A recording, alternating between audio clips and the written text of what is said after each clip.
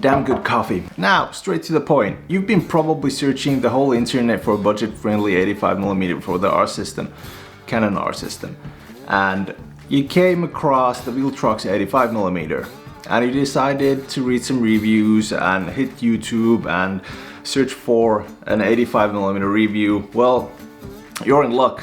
I have a Viltrox 85mm in my camera bag. I also have an EF 85mm in my camera bag. So I'm gonna show you a little bit of a comparison there and tell you what are the good points of buying a Viltrox 85mm.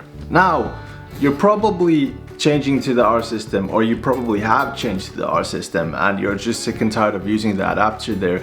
So you're thinking about a budget-friendly option because you're an enthusiast, or you're probably just doing this as a hobby, so you don't want to buy those $1,000 Canon lenses and you want to just find that budget-friendly option. Canon lenses are great. I love my Canon lenses. I love my 16-35, but it's an EF version. So if I change to the RF version, that means I'd have to pay about, I don't know, was it $2,500 or something, almost $3,000. And same goes for the 85mm RF lens. It costs a lot, but usually they have an open aperture, they have a small f-stop that makes it a fast lens, it takes in that light, and they're great lenses. But you can get a decent, actually it's in the back, you can get a decent f1.8 with just only $400. So this right here is my camera bag. How do you like the bag though? Just got it. Everybody knows what kind of bag this is. It is an Nomadic, but I guess in Europe they can't use the name Nomadic, so it's a Gomatic. And I got the Viltrox 85mm right here. This is a beautiful lens. It's got a 77mm filter size. It is beautiful and big. And then we got the EF version that is a little bit smaller, and if I remember correctly, the filter size is about 67 millimeters. They're perfectly fine.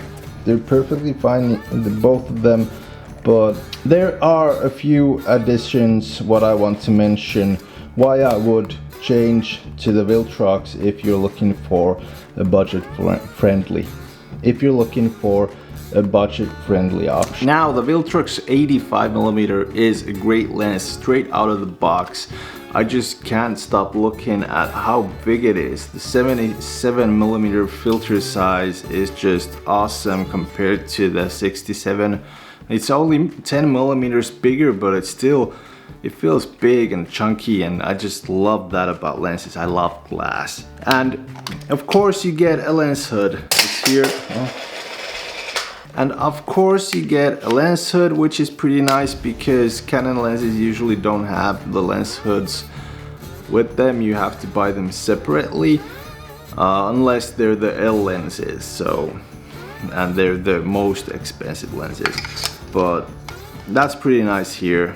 Just so you know, I don't really use lens hoods. It's actually pretty nifty to get it back. That's a minus. Nope, not yet.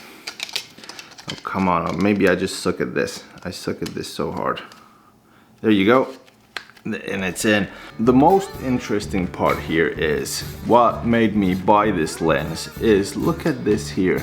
If you look at the top, you can see an USB spot right there.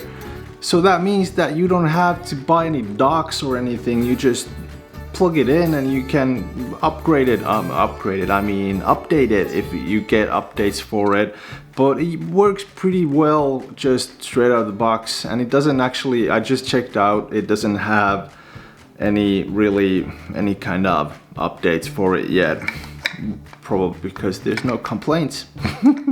As you can see here, I took a comparison on the Viltrox and the 85. First you can see here the Viltrox, and here you can see the 85.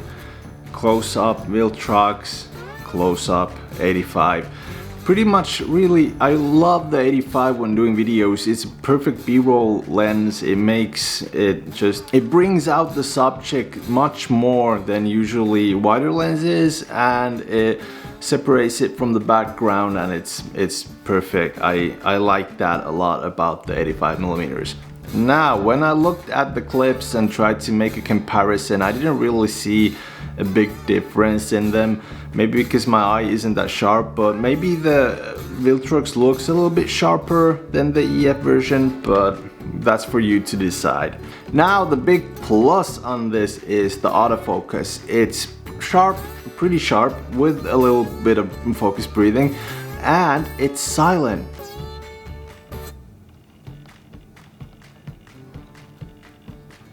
Just listen to the EF lens here.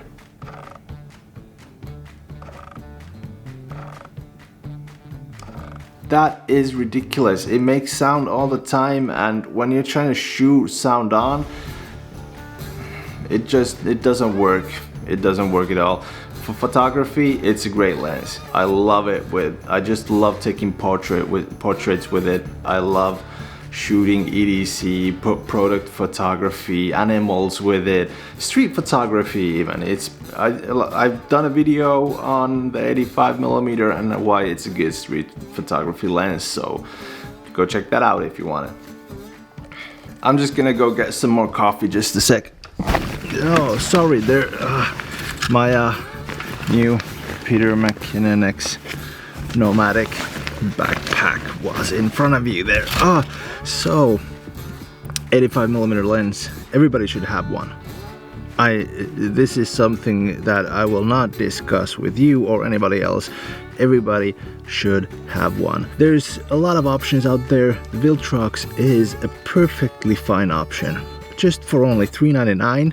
This is not a commercial speech, it's cheap for an RF lens right now. And it's got nice autofocus, it's a nice lens in all, and it has a professional look to it. It's a nice lens. Jesus. Now, why do I use 85 millimeters? I said it before. They're perfect for all kinds of situations, like street photography or portrait photography. I take it everywhere I go. I'm always ready with an 85, unlike with the 16-35. That's what I should be ready with, because I vlog, I do videos too, but I just love the 85. It's always with me.